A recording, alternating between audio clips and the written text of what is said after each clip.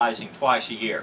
But if you're starting a new landscape and you really want to get the maximum growth out of it, do it about every 6 weeks.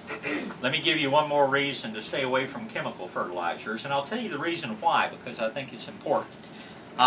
Where the Gulf of Mexico, or where the Mississippi River enters into the Gulf of Mexico, there's an area called the dead zone, several thousand square miles where there is no life. The reason for that is because of all the fertilizer residue coming down the Mississippi River, the chemical fertilizer residue. Our clay soils, and most of the soils in this country, have a negative charge, and overall a slightly negative charge to the soil.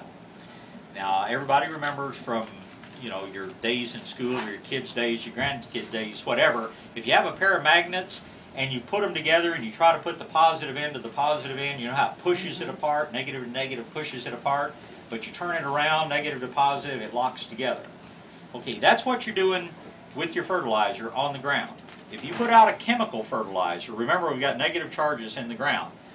What kind of ion is in your chemical fertilizer? Nitrates, nitrites, phosphates. All these things have a strong negative charge. So when the negatively charged fertilizer hits a negatively charged ground, ground is literally pushing it away.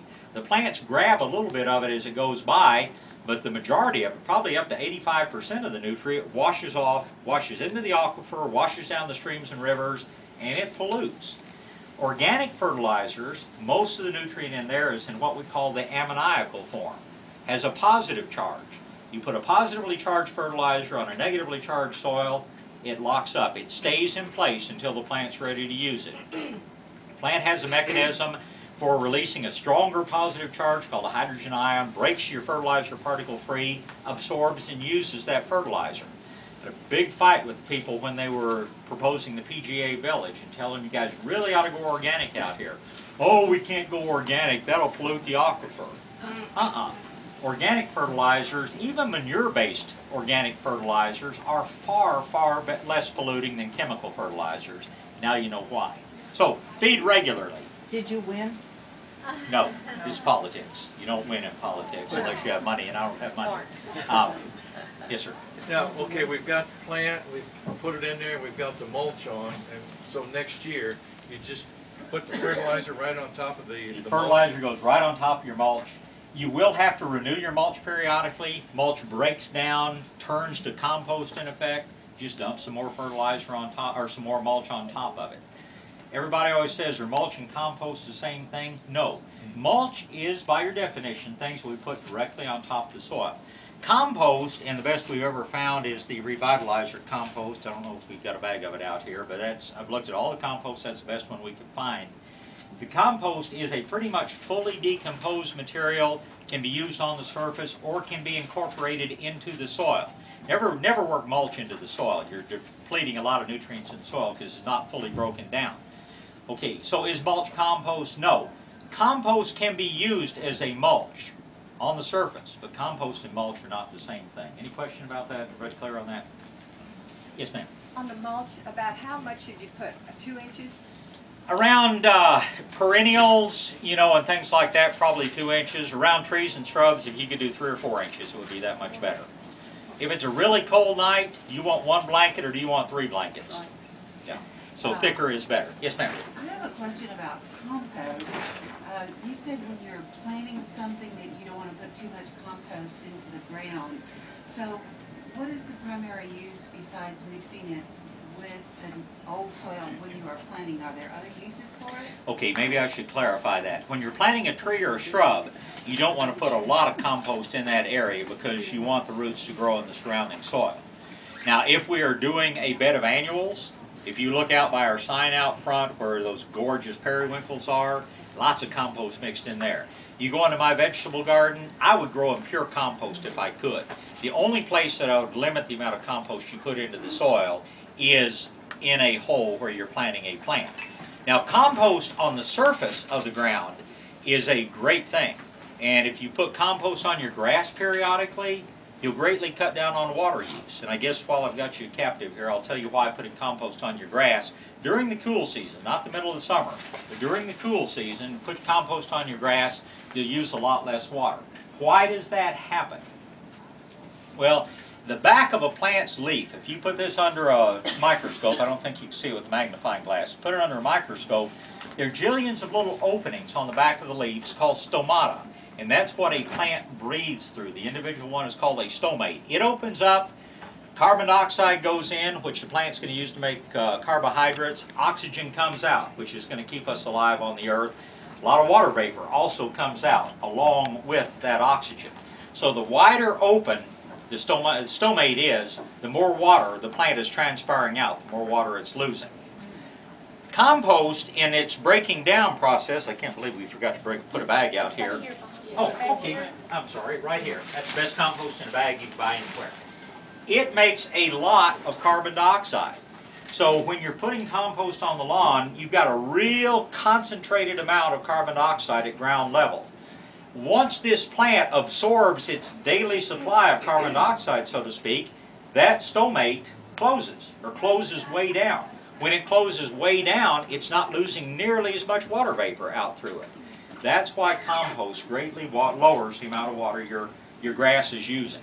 It's simply because it's not losing nearly as much moisture or transpiration. Does that make sense? That's the big benefit. That's why SAWS believes that in putting down compost.